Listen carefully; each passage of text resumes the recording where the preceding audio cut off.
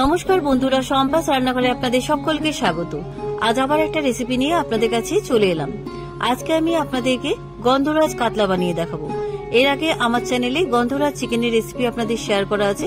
ভিডিওটা দেখে না থাকলে ভিডিওর লিঙ্কটা আমি ডেসক্রিপশন বক্সে দিয়ে দেবো কিংবা আই বাটনে দিয়ে দেবো, চাইলে আপনারা সেই ভিডিওটা দেখতে পারেন। আজকের এই কম তেল মশলায় গন্ধরাজ কাতলা আপনারা বাড়িতে বানিয়ে গরম ভাতের সাথে একবার খেয়ে দেখুন, খেতে কিন্তু অসাধারণ হয়। তাই ভিডিওটা স্কিপ না করে পুরো রেসিপিটা দেখার অনুরোধ রইল। রেসিপিটা ভালো লাগলে আমাকে কমেন্ট বক্সে কমেন্ট করে জানাতে ভুলবেন না। ভালো লাগলে লাইক বাটনটা প্রেস করে দেবেন আর আপনাদের বন্ধুদের মধ্যে আমার ভিডিওটাকে শেয়ার করে দেবেন। আর আমার নতুন বন্ধুদের কাছে অনুরোধ, আমার চ্যানেলটাকে সাবস্ক্রাইব করে পাশে থাকবেন। আর আমার চ্যানেলে নতুন নতুন রেসিপি দেখার জন্য পাশে থাকা ছোট্ট বেল আইকনটাও প্রেস করে দেবেন। চলুন আর কথা না বাড়ি, কিভাবে আজকে গন্ধরাজ কাতলা বানাবেন রেসিপিটা দেখে নেওয়া যাক। গন্ধরাজ কাতলা বানানোর জন্য আমি এখানে গাদা আর পেটি নিয়ে 5 পিস কাতলা মাছ নিয়েছি। মাছের পিসগুলোকে খুব ভালো করে ধুয়ে নিয়েছি। আমি এখানে কাতলা মাছ নিয়েছি, আপনারা রুই মাছ দিয়েও এই রেসিপিটা বানাতে পারেন। এবার আমি মাছগুলোতে প্রথমে লবণ দিয়ে দিলাম। এবার এই মাছের পিসগুলোতে আমি হাফ চামচ গোলমরিচ গুঁড়ো দিয়ে দিলাম। যেহেতু গন্ধরাজ কাতলা বানাবো তাই আমি একটা গোটা গন্ধরাজ লেবু নিয়েছি। এবার এই গন্ধরাজ লেবুর সবুজ অংশটা আমি গ্রেট করে নিচ্ছি, মানে লেমন জুসটা গ্রেট করে নিচ্ছি। খেয়াল রাখবেন এই যে সবুজ অংশটা গ্রেট করতে করতে সাদা অংশটা যেন না বেরিয়ে আসে। সাদা অংশটা দিলে পরে কিন্তু মাছগুলো তেতো হয়ে যাবে। লেমন জুসটা আমার গ্রেট করা হয়ে গেছে। এবার হাত দিয়ে মাছের পিসগুলোতে খুব ভালো করে মাখিয়ে নিচ্ছি।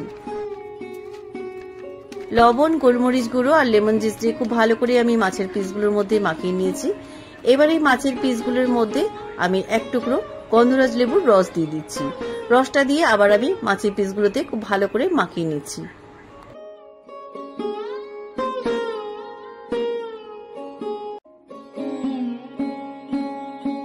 গন্ধরাজ লেবুর রস দিয়ে মাছের পিসগুলোতে খুব ভালো করে আমি মাখিয়ে নিয়েছি।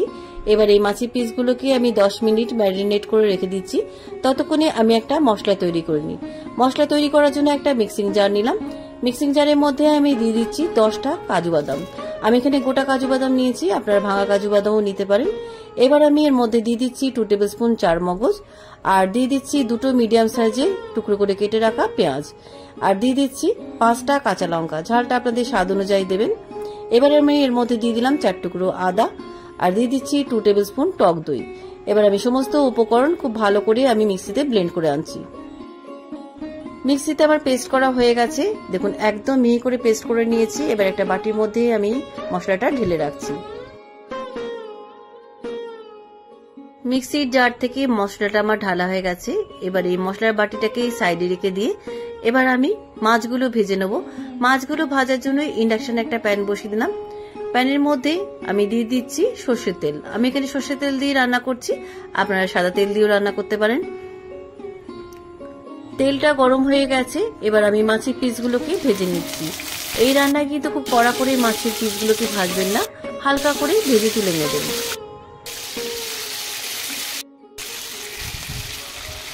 মাছের পিসগুলো একটা পিঠ হালকা করে ভাজা হয়ে গেছে। এবার উল্টো পিঠটা আমি হালকা করে ভেজে নিচ্ছি।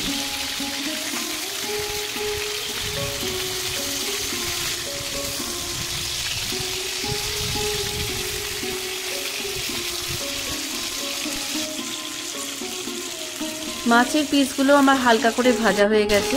এবার তেল ঝরিয়ে একটা প্লেটের মধ্যে তুলে রাখছি।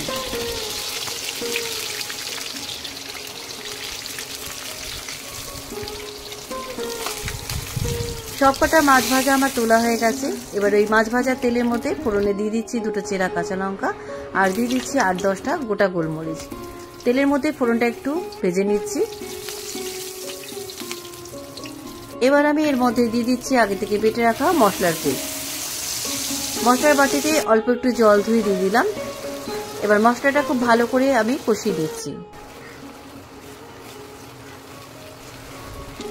মিনিট 2 মশলাটা কষিয়ে নেওয়ার পর আমি এর মধ্যে দিয়ে দিচ্ছি পরিমাণ মতন লবণ, আর দিয়ে দিচ্ছি হাফ টিস্পুন গোলমরিচ গুঁড়ো।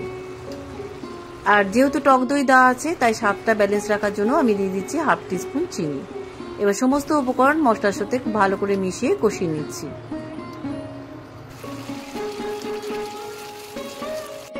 মশলাটা আমার খুব ভালোভাবে কষানো হয়ে গেছে। দেখুন মশলা থেকে তেল ছেড়ে গেছে। এবার আমি মশলার মধ্যে দিয়ে দিচ্ছি সামান্য একটু জল। খুব বেশি কিন্তু আমি জল দেবো না, গ্রেভিটা একটু ঘনই রাখবো।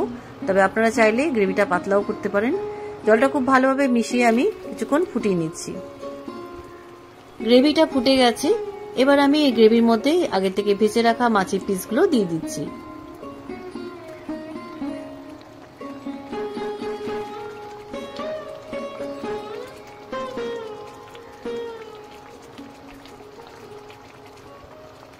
গ্রেভির মধ্যে মাছগুলো উল্টে পাল্টে 5 মিনিট ফুটিয়ে নেওয়ার পর আমি এর মধ্যে দিয়ে দিচ্ছি গন্ধরাজ লেবুর রস।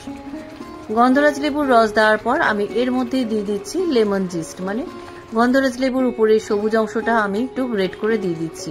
এটা কিন্তু অবশ্যই নামাবার আগে দেবেন। এই লেমন জিস্টটা দিলে পরে কিন্তু গন্ধরাজ লেবুর ফ্লেভারটা কিন্তু মাছের মধ্যে দারুণ সুন্দর পাওয়া যায়।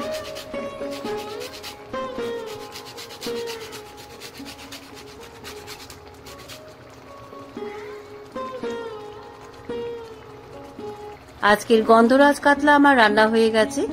এবার নামাবার আগে কয়েকটা গন্ধরাজ লেবু স্লাইস ছড়িয়ে দিয়ে ইন্ডাকশন থেকে নামিয়ে আমি সার্ভিং প্লেটে আমি গন্ধরাজ কাতলা সার্ভ করছি। কেমন লাগলো আজকের এই গন্ধরাজ কাতলার রেসিপি? এই কম তেল মশলার গন্ধরাজ কাতলা একবার বাড়িতে গরম ভাতের সাথে খেয়ে দেখুন, খেতে কিন্তু দারুণ স্বাদের হয়। রেসিপিটা কেমন লাগলো আমাকে অবশ্যই কমেন্ট করে জানাতে ভুলবেন না। ভালো লাগলে লাইক বাটনটা প্রেস করে দেবেন, আর আপনাদের বন্ধুদের মধ্যে আমার ভিডিওটাকে শেয়ার করে দেবেন।